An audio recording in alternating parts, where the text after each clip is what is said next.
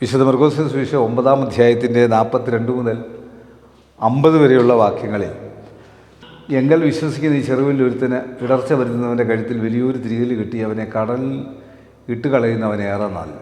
നിൻ്റെ കൈ നിനക്ക് ഇടർച്ച വരുത്തിയാൽ അതിനെ വെട്ടിക്കളയുക. ഊനനായി നിന്നിൽ കിടക്കുന്നത് 2 കൈയുള്ളവനായിരിക്കുക കെടാത്ത തീയിൽ നരകത്തിൽ പോകുന്നതിനേക്കാൾ നിനക്ക് നല്ല.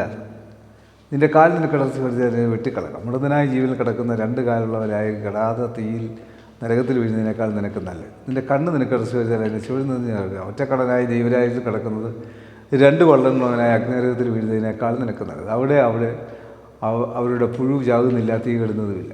എല്ലാവരും തീ കൊണ്ട് ഉപ്പിടും. ഉപ്പ് നല്ലത് തന്നെ. ഉപ്പ് കാരമില്ലാതെ പോയാൽ എന്നതിനാൽ അതിന് രസം വരുത്താം.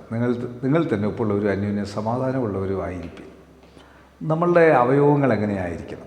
നമ്മളുടെ കൈ, നമ്മുടെ കാല്, നമ്മുടെ കണ്ണ്, നമ്മൾ എത്രമാത്രമാണ് ഉപ്പ് നല്ലത്. ഉപ്പിന് കാരമില്ലാതെ പോയാൽ ഉപ്പുകൊണ്ട് തന്നെ പ്രയോജനം വരാൻ ഒന്നും സാധ്യം. നമ്മളുടെ പ്രയോജനമുള്ളവരായി നമ്മൾക്ക് നമ്മുടെ ശരീരം കൊണ്ട് മറ്റുള്ളവർക്ക് അനുഗ്രഹമായി തീരുവാൻ ഈ വചനം ഏവർക്കും സാധിപ്പിക്കട്ടെ, അനുഗ്രഹിക്കട്ടെ. കണ്ണടയ്ക്കാൻ പ്രാർത്ഥിക്കാൻ. കർത്താവേ, ഈ വചനം കാണുന്ന കേൾക്കുന്ന എല്ലാ പ്രിയപ്പെട്ടവരുടെ മേലും ദൈവത്തിൻ്റെ ശക്തി ഇറങ്ങി അനുഗ്രഹിച്ച് ആശീർവദിച്ചോളണം. പരിശുദ്ധാത്മാവിൽ നിന്റെ മക്കളെ ബലപ്പെടുത്തിക്കൊള്ളും. പരിശുദ്ധാത്മ ശക്തിയിൽ ബലപ്പെടുത്തിക്കൊള്ളും. യേശുവെ നന്ദി, യേശുവെ സ്തോത്രം, യേശുവെ ആരാധന, യേശുവെ മഹത്വം. ഈ വചനത്താൽ നിന്റെ മക്കൾ ഓരോരുത്തരെയും ശക്തി പ്രാപിക്കട്ടെ.